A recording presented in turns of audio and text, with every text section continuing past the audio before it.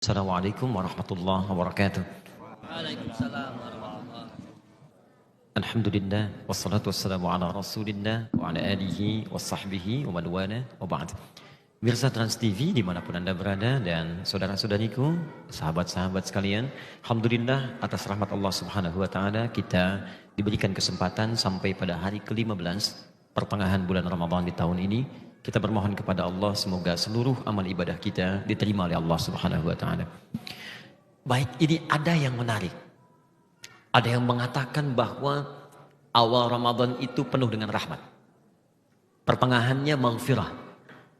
Dan di ujungnya itkum minan nar atau pembebas dari neraka.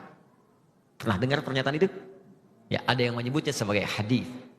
Ternyata setelah dikaji oleh para ulama, ada hadis-hadis yang terkait dengan Ramadan, statusnya bermasalah, bahkan diduga palsu. Di antara hadis-hadis itu, kita coba akan kaji dalam kesempatan episode saat ini, dan mudah-mudahan ada manfaat yang bisa kita dapatkan. Hadis yang pertama, yang tadi kita dapatkan riwayatnya panjang, bahkan disandarkan pada sahabat Salman Al-Farisi, ada yang menyandarkan pada sahabat Ali bin Abi Thalib, yang diduga bahkan keduanya tidak pernah menyampaikannya. Apa kalimatnya? Atakum syahrun Ramadan. Atakum syahrun Ramadan. Telah tiba bulan Ramadan. Kemudian yang paling menarik, awaluhu rahmah. Awalnya adalah rahmat. Wa awsatuhu maghfirah. Pertengahannya itu penuh dengan ampunan Allah Subhanahu wa taala, maghfirah. Kemudian wa akhiruhu itkum minan nar. Akhirnya pembebas dari neraka. Maka kemudian adalah orang yang membagi Ramadan ke dalam 3 bagian sehingga menyebutkan 10 hari pertama rahmat. 10 hari kedua khusus maghfirah, ampunan Allah Subhanahu wa taala. Dan 10 hari ketiga ada peluang dibebaskan dari api neraka. Pernah mendengar ungkapan ini? Nah, hadis ini diteliti oleh para pakar hadis, ahli-ahli di bidang hadis, dan menyimpulkan bahwa hadis ini bermasalah. Bahkan derajatnya ada yang menemukan bahwa sampai ke derajat hadis palsu, hadis maudhu. Tingkat dhaifnya tinggi. Paling minimal kata para ulama statusnya semi palsu. Ya, semi palsu, hadis matruk. Jadi ada 3M bermasalah. Kalau ada satu di antara 3 ini, maka hadisnya cenderung ditolak oleh para ulama. M yang pertama disebut dengan mungkar. Hadis yang diriwayatkan oleh orang yang tertuduh seringkali berbuat maksiat. Dia meriwayatkan hadis tapi terlihat suka berbuat salah. Ada yang mabuk, ada yang berselisih, maka hadisnya diingkari oleh para ulama. Ada yang kedua disebut dengan matruk namanya. Matruk. Bukan sekedar diingkari, ditinggalkan. Ditinggalkan. Nah, orang ini seringkali berbicara dusta sehingga tidak bisa dibedakan mana dusta, mana hadis yang keluar dari lisannya. Dan yang ketiga ini yang paling tinggi disebut dengan maudhu'.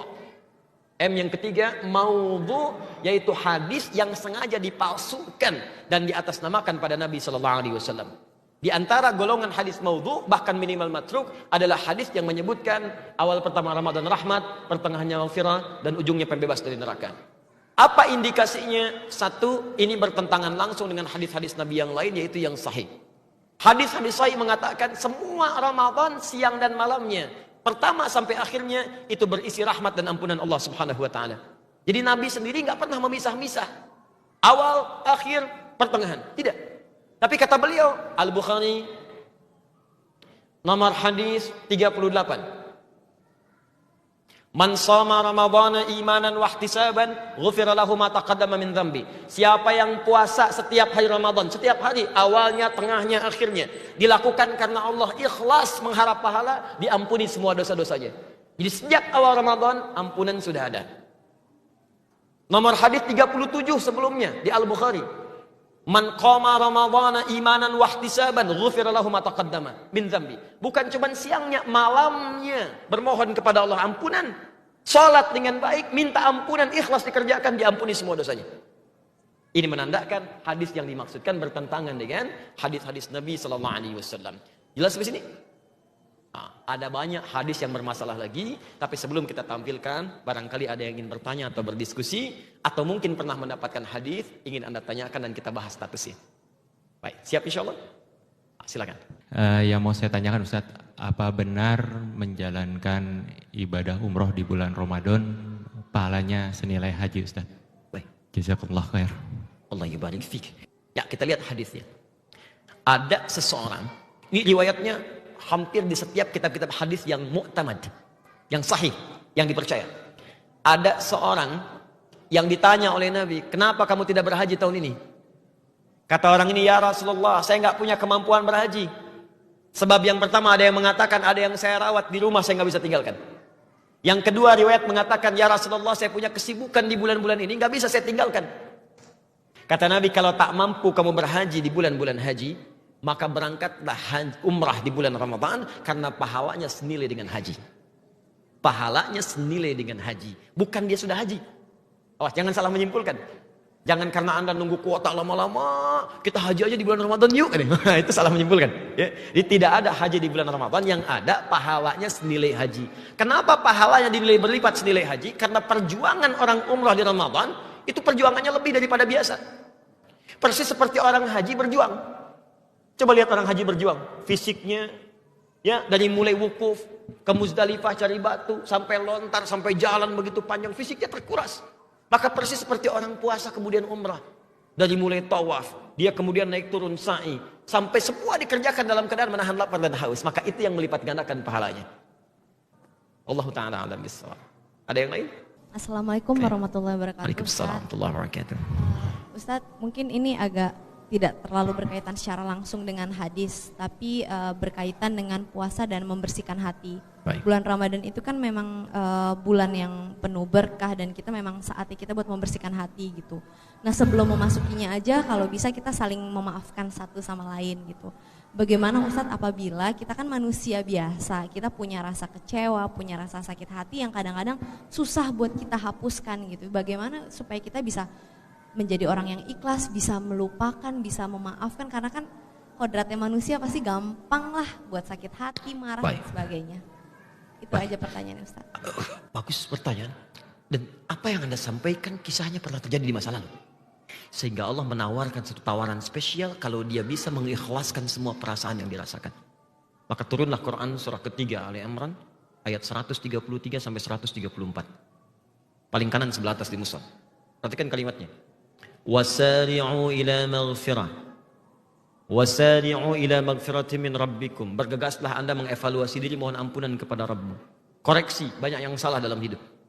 Wa jannatin arduhas samawati wal ardu uiddat lil muttaqin. Dan bermohonlah, berharap, bercita-cita mendapatkan anugerah surga seluas langit dan bumi.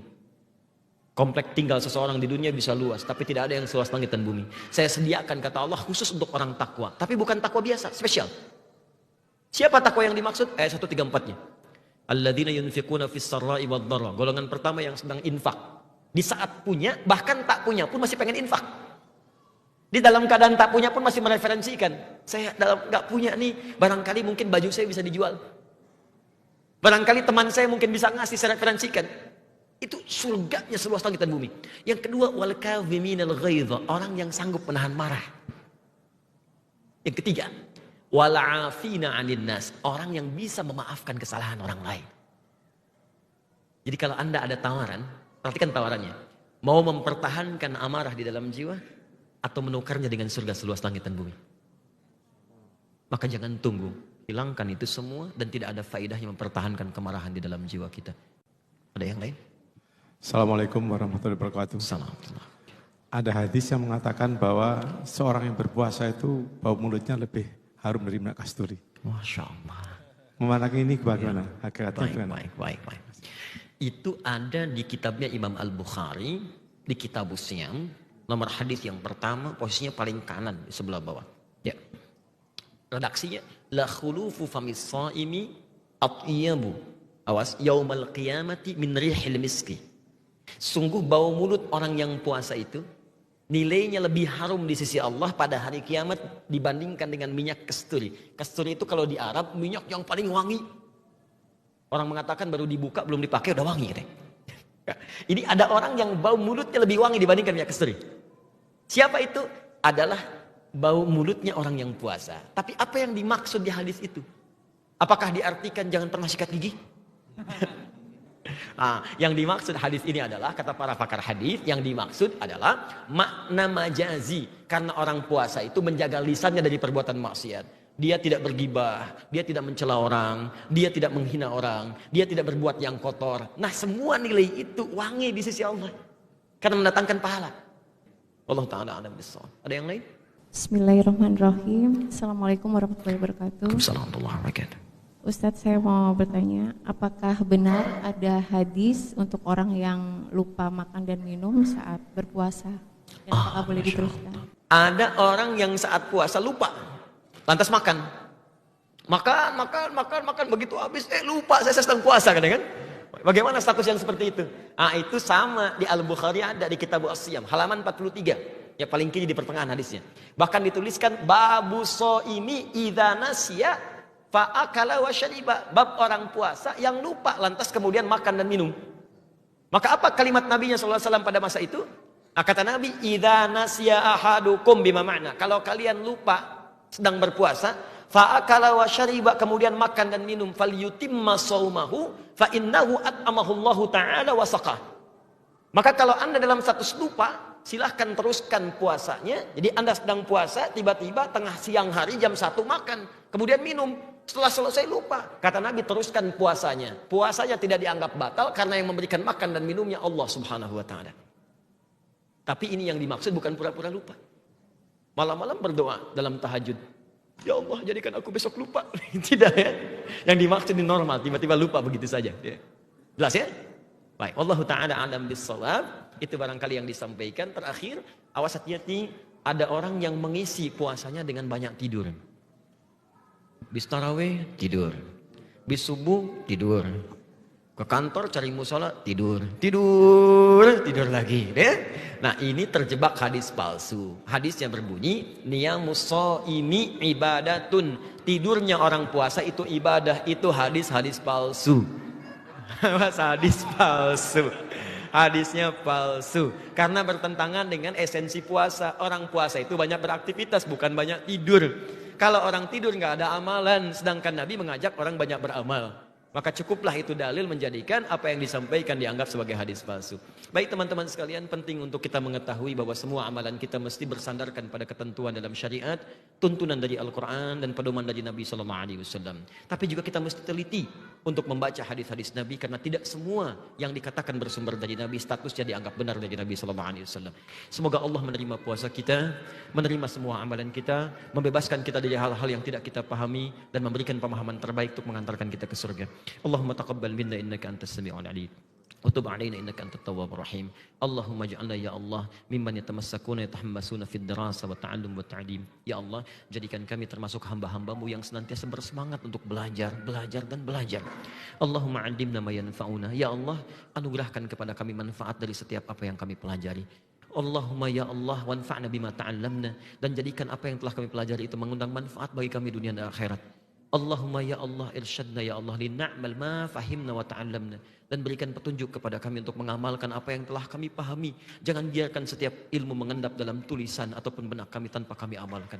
Kami takut dengan firman-Mu ya Allah yang mengatakan, Allahumma kami takut dengan firman-Mu yang mengatakan, Allahumma kami takut dengan firman-Mu yang mengatakan, ta'muruna an-nasa bil birri wa tansawna anfusakum wa antum tatsunal kitab. Afala taqilun. Engkau pandai mengajak orang, engkau pandai menyampaikan pada orang, engkau menuliskannya dalam catatanmu, tapi engkau sendiri tidak mengamalkannya. Maka di manakah pemikiran dan otakmu? Ya Allah, kembalikan kami ke surga yang terbaik sebagai orang-orang yang berilmu, mengikuti tuntunan sunnah Rasul-Mu, dan pertemukan kami dengan orang-orang terbaik dalam kebaikan. Rabbana atina fid dunya hasanah wa fil akhirati hasanah wa qina adzabannar.